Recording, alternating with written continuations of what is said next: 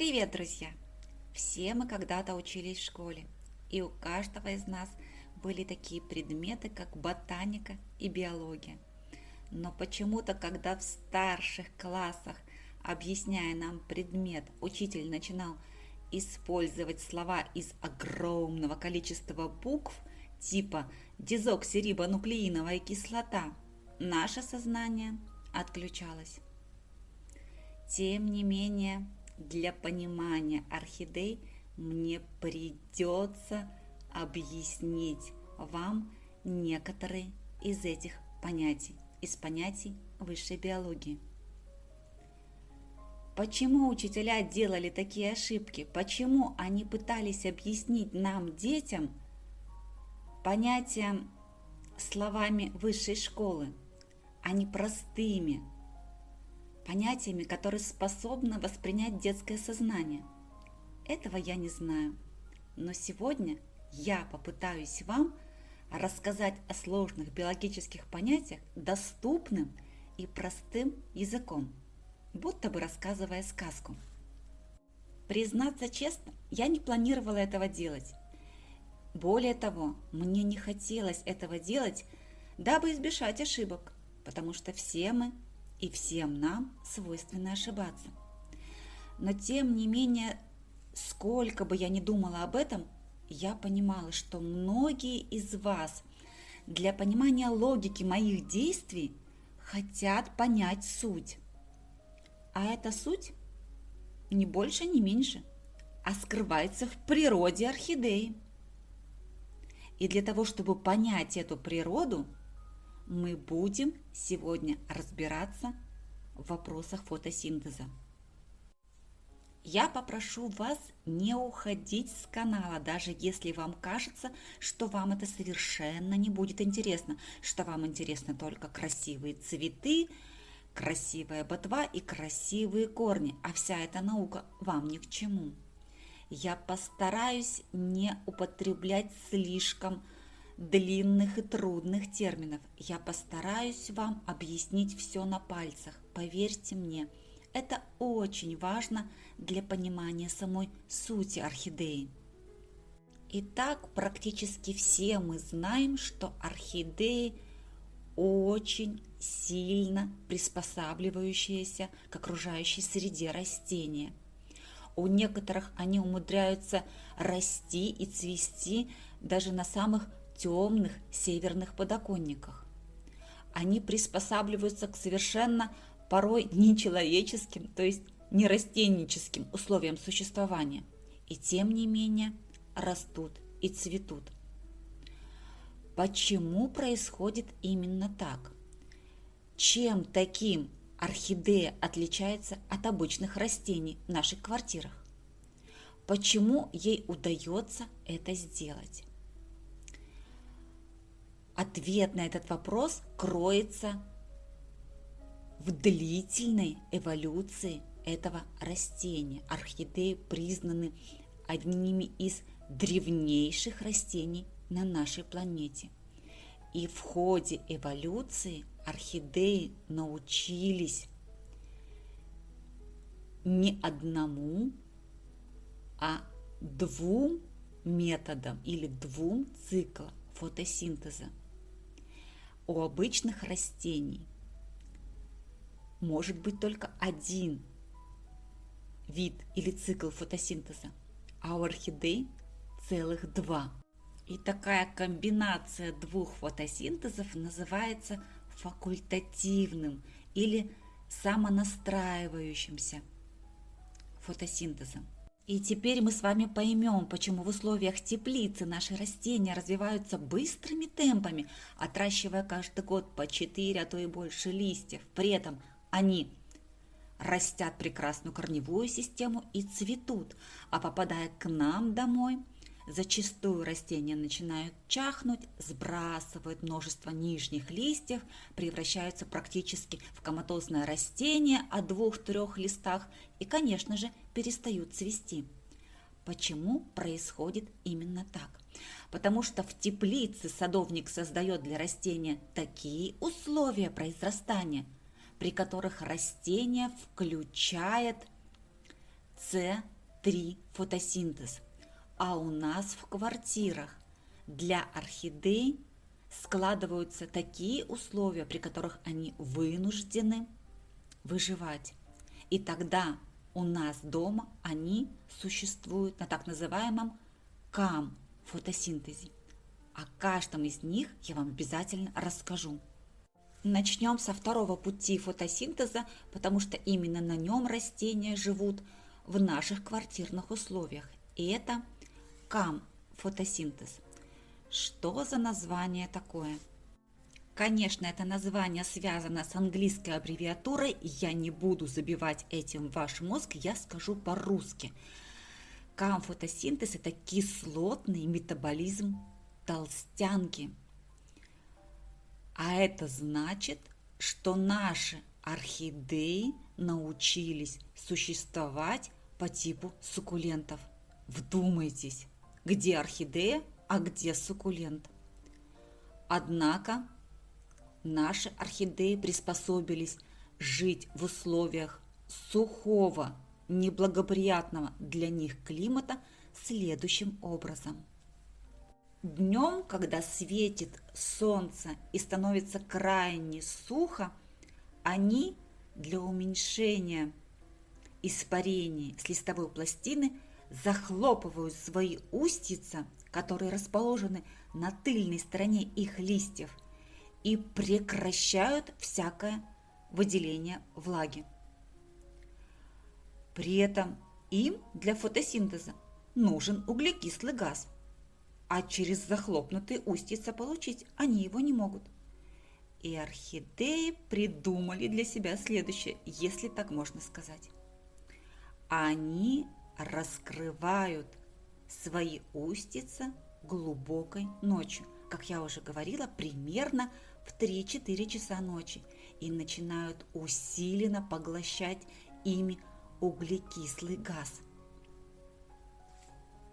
Но для того, чтобы этот процесс запустился, как я уже говорила, нужны определенные температуры. И эти температуры не должны быть ниже 16 градусов и не должны быть выше 18 градусов. Иначе этот процесс не запустится. Оптимальнейшая температура для возобновления этого процесса – это с 16 до 20 градусов. Идеально. Не обращайте особого внимания на то, что диапазоны, перечисляемые мной, постоянно меняются туда-сюда в пределах 2-4 градусов. Основной диапазон 16-24, не выше и не ниже. Идеальность внутри. Она может колебаться плюс-минус 4 градуса туда-сюда, но диапазон жесток, не ниже 16 и не выше 24.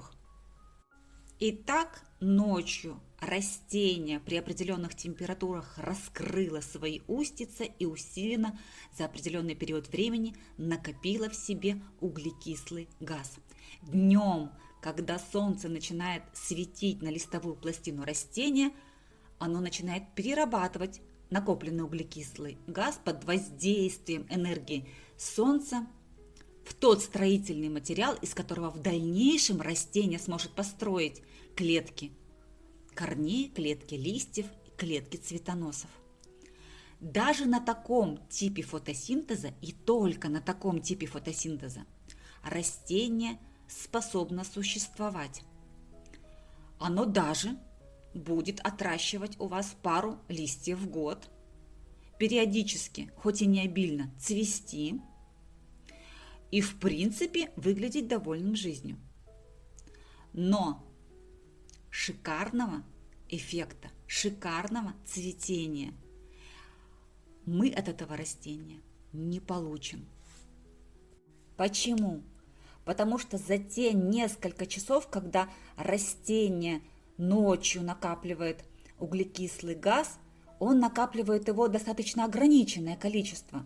Лишь то, которое позволяет ему продержаться, просуществовать, а не накапливает излишки этого углекислого газа для того, чтобы делать все одновременно и при этом шикарно цвести. Для того, чтобы достигнуть оптимальных результатов в развитии нашего растения, и позволить ему зацвести шикарно, мы должны объяснить растению и дать ему понять, что у него нет необходимости что-либо экономить, чтобы растение смогло переключиться на С3 процесс фотосинтеза или путь фотосинтеза. В чем заключается именно этот путь, по которому растения идут, развиваясь в теплицах, когда их выращивает садовник? Все мы знаем, что в теплицах растения взращиваются практически при 100% влажности, где полив растений чаще всего производится с помощью мелко- и среднедисперсной воздушной взвеси. Это типа воздушного тумана, который опускается на растение, создавая а. 100% влажность и б. создавая, тут внимательно, создавая условия для раскрытия устиц растений в дневное время. Представьте себе это. Растение днем, не экономля влагу в своих тканях, раскрывает устицы и одновременно с получением энергии солнца получает углекислый газ. И у него есть возможность строить свой организм и днем, и ночью. Следовательно, растение может создать столько строительного материала, сколько ему хватит и на 6 листьев в год, и на цветоносы, и на огромную и мощную корневую систему. В этих условиях в теплицах залить растения практически невозможно, и я уже вам об этом рассказывала.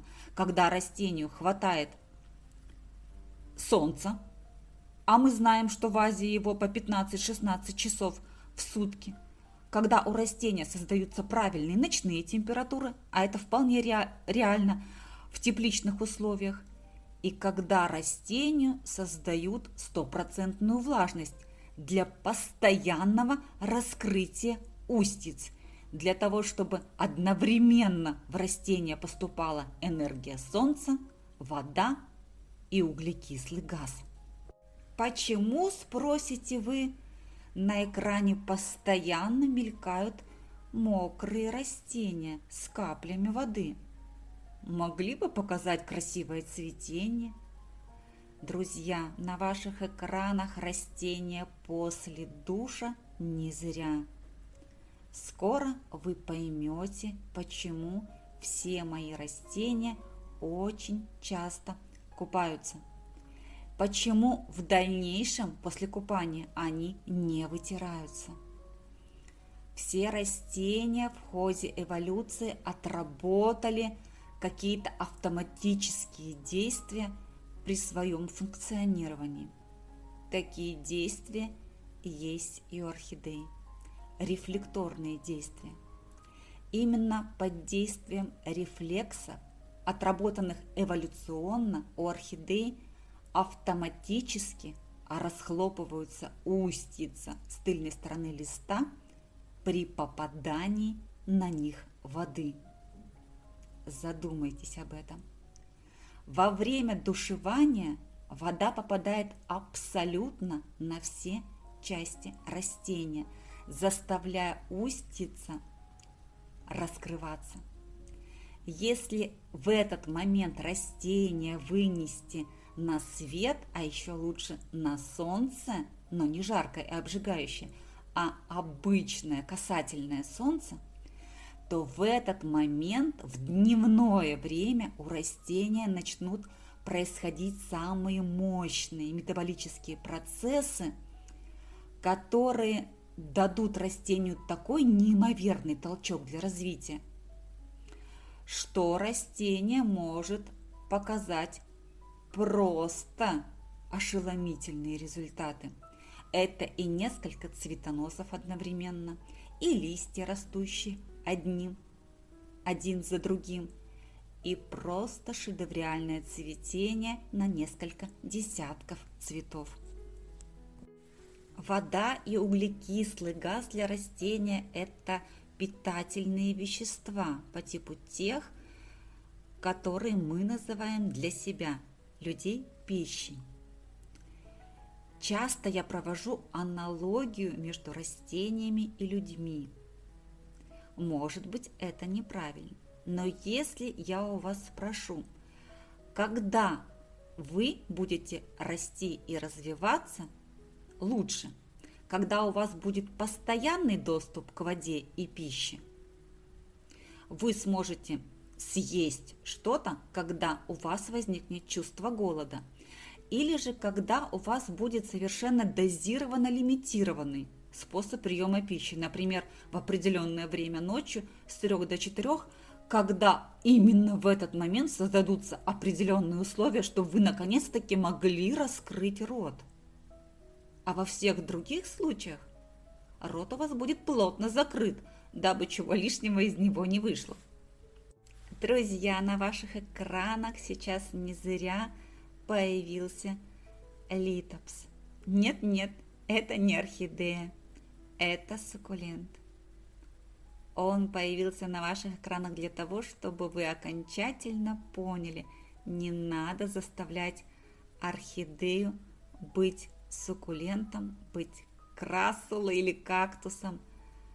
Орхидея не должна чувствовать ограничения в поглощении и потреблении жизненно важных элементов для своего питания, для своего развития. Это, конечно же, энергия солнца, вода и углекислый газ.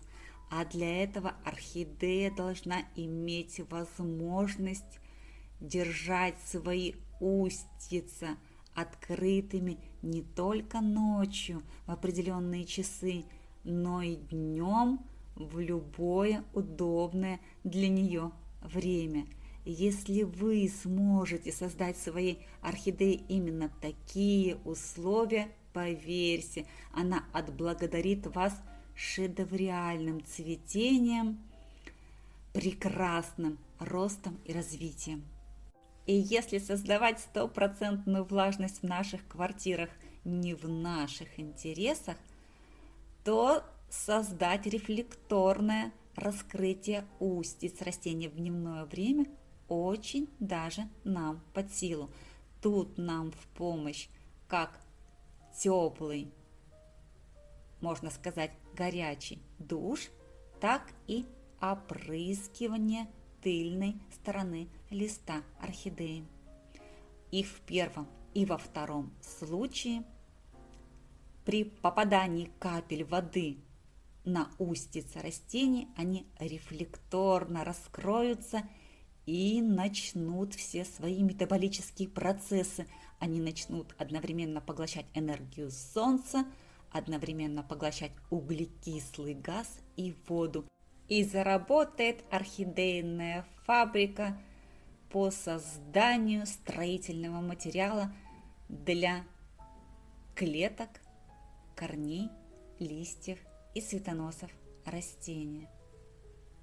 Чем больше мы с вами создадим периодов в течение дня для того, чтобы растение раскрывало свои устицы и накапливало питательные вещества внутри себя для дальнейшей переработки, тем быстрее будет развиваться наше растение, тем больше оно отрастит листьев, корней, и тем быстрее, красивее и пышнее зацветет. Друзья, мне кажется, что я уже раз 5 разными словами повторила для вас одну и ту же информацию. Я хочу, чтобы эта информация дошла до каждого. А на этом я буду завершать свой сегодняшний рассказ. И хочу попросить вас об обратной связи. Напишите, пожалуйста, в комментариях, насколько доходчиво я смогла объяснить вам сложные вещи простыми словами. Насколько хорошо вы поняли информацию о 2 путях фотосинтеза у фаленопсисов. О С3 пути фотосинтеза и о векам пути фотосинтеза. На привокзальной площади города Владивостока по-прежнему стоит памятник Ленину. Он был торжественно открыт 7 ноября 1930 года. Фигура Ленина изображена в полный рост, поднятая рука с ее указующим перстом символизировала направление в светлое будущее. Но местная молва приписывает, что на самом деле Ленин указывает правой рукой в сторону Японии, а левой вниз, намекая жителям Владивостока: там заработаем, здесь пропьем. И на этой шутливой ноте я буду завершать свой сегодняшний рассказ и хочу попросить вас поставить пальчик вверх под видео, проверить, не промахнулись ли вы, подписаться на канал, если раньше вы этого не сделали. Жмите на колокольчик, чтобы первыми получать уведомления о выходе новых видео. И оставайтесь со мной, ведь впереди у нас много интересного.